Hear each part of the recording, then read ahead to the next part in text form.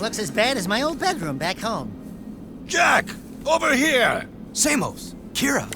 Ah, Samos! Still as green as the stuff between my toes.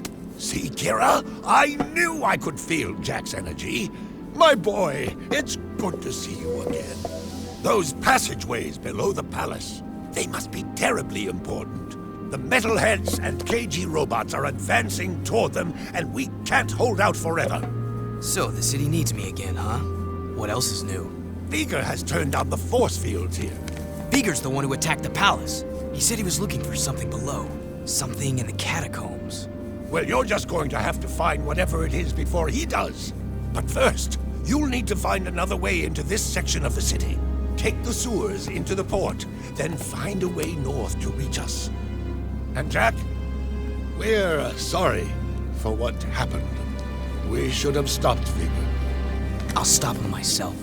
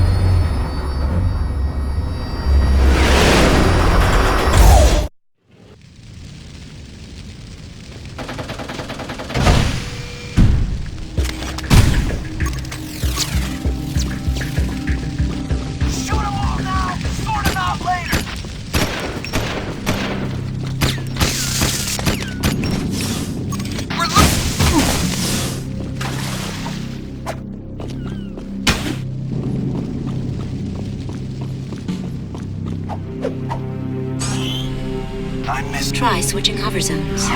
Switching hover zones may help avoid traffic or ground obstacles.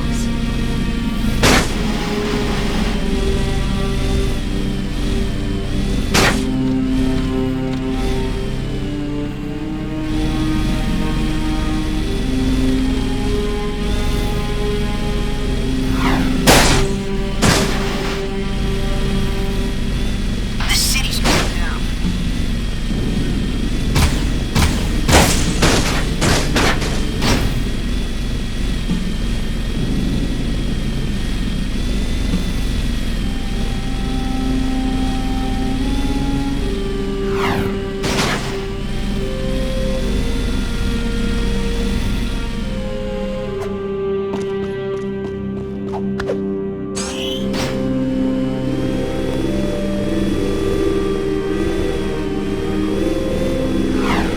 At least this part of the city's still in one piece.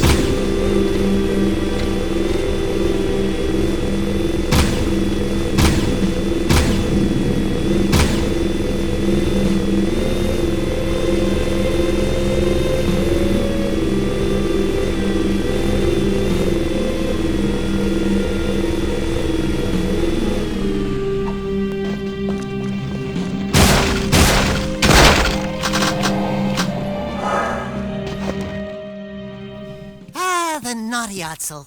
Honey, I'm home. Jack, I never thought I'd see you again. Torn? What are you doing to my place? We needed a southern HQ for the war.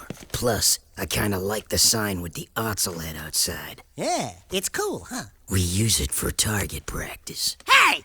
Listen, I'm sorry we couldn't stop Count Viger. We all are. We just saw Viger. He's trying to use precursor technology for something. Figures. That guy always was one monk short of a choir. We have bigger problems now. Viger sent me on a suicide attack into the port, and we got cut off. Now we can't get back to Freedom HQ. Our forces are divided, and the KG and Metalhead fronts are squeezing us from both sides. Never fear, the Trouble Twins are here. Uh-oh. Speaking of trouble, we've got incoming blast bots from the KG City section. They're heading this way. Can you handle it, Jack? Okay, so we got a little fear. But Jack is here,